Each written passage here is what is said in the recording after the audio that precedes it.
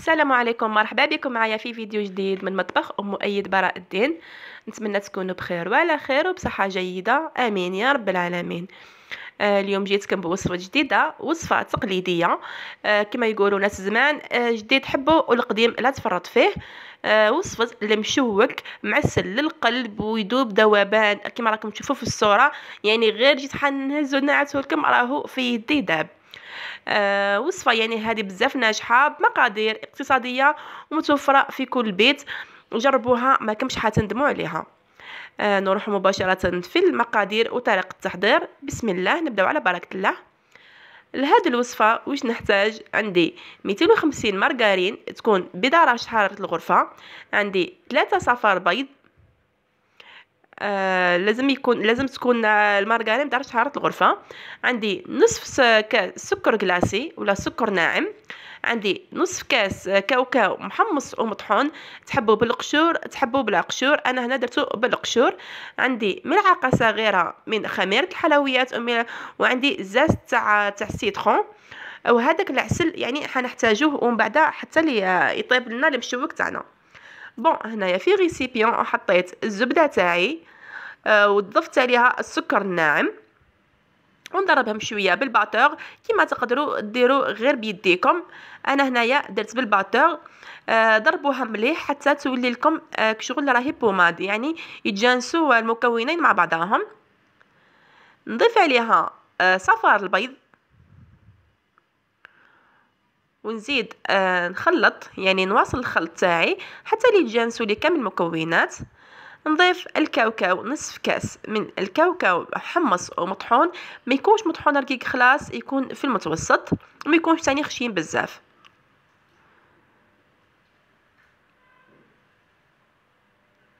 هنايا ضفت لافاني ضفت، يعني ديروا نصف ملعقه كبيره ولا ملعقه هذيك الديسير تكون معمره، باسكو هذا المشوك يحب بزاف لافاني والسيترون ولا زيت السيترون يعطيولو نكهه خاصه. هنايا ضفت ثاني ملعقه تاع الديسير هذيك من زيت تاع الليمون. دركا نجي للنواشف، نبدا نشيح لاباط تاعي تاع المشوك. هنايا ضفت الكاس الاول من لافارين. انا هنايا اخذت معايا 3 كيسان سوا. الكاس تاعي يهز لي 120 غرام ولا 120 مليلتر. ضفت معاهم ملعقه صغيره من الخميره الكيميائيه حوالي 5 غرام. هنايا زدت الكاس الثاني ونبدا نجمع الخليط تاعي. ما تشيحوش لاباط خلاص لان فيها الكاوكاو وبعدا تنشف معاكم، بس كي تريح شويه الكاوكاو هذاك حيزيد يشرب. معناتها خليوها شويه طريه شويه، ماشي كيما لاباط صابلي تكون طريه على لاباط صابلي،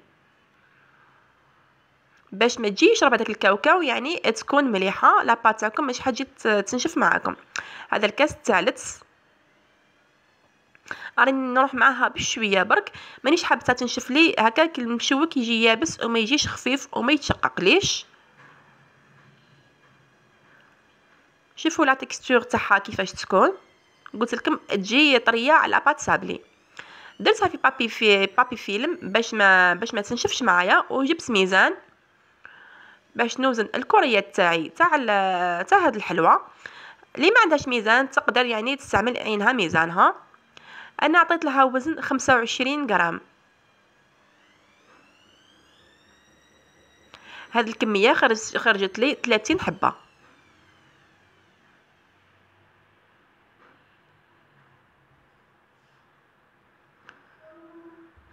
نكمل نوزن انايا كامل الحبيبات تاعي ونحطهم بجيه باش من بعد كي نبدا نخدم تجيني الخدمه سهله. هنايا عندي كاوكاو مطحون، يعني يكون متوسط، ما يكونش رقيق وما يكونش خشين، يكون متوسط. عندي بياض البيض اللي فصلته قبيله على الصفار خدمت به في العجينه، والبياض البيض جيت نمرغدو فيه الحلوه تاعنا وبعدها في الكاوكاو. للامانه فقط انا بياض البيض زدت له لافاني، ملعقه صغيره تاع لافاني، وضربته شويه علاه باش يروح لي هذاك النكهه تاع البيض ما تجيش في الحلوه تاعنا قاصحه.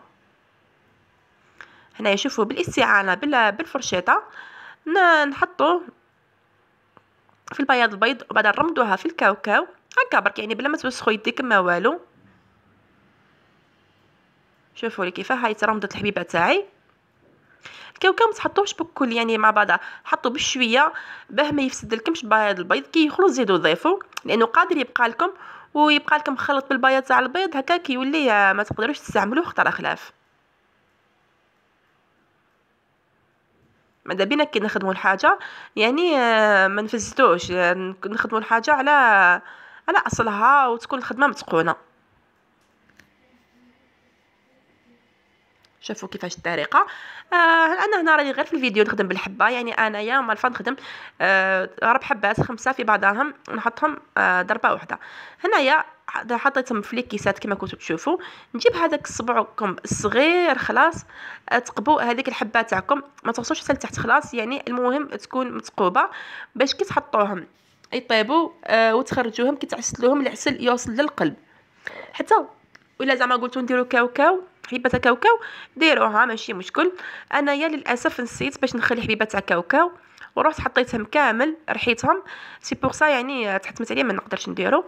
حطيته طابو على فرن يكون مسخن من قبل 180 درجه، طابو من تحت. كي طابو لي من تحت زدت شعلت من فوق، خداو هذاك اللون الذهبي كيما راكم تشوفوا فيه وهما سخونين. نضيفوا لهم يعني من العسل هكاك من بعد ما تسخنوه ما ديروا له والو، حوالي ملعقات الاكل، كل حبه ديروا لها حوالي ملعقات الاكل. بعد ما ضفت لهم الحبه هذيك كامل يعني ملعقه كامل تشربوا، وزدت لهم حوالي ربع ملعقه صغيره من الفوق. وشوفوا لي الشكل اللي تحصلت عليه، الله يبارك. بدلت لهم لي كيسات، ما خليتهمش في لي كيسات اللي طابوا فيهم باش نتفادى هذاك العسل اللي يقعد من تحت. شوفوا لي الله يبارك القوام. نتمنى الوصفه اليوم تكون نالت اعجابكم. نلتقي في فيديو اخر ان شاء الله، مع السلامه.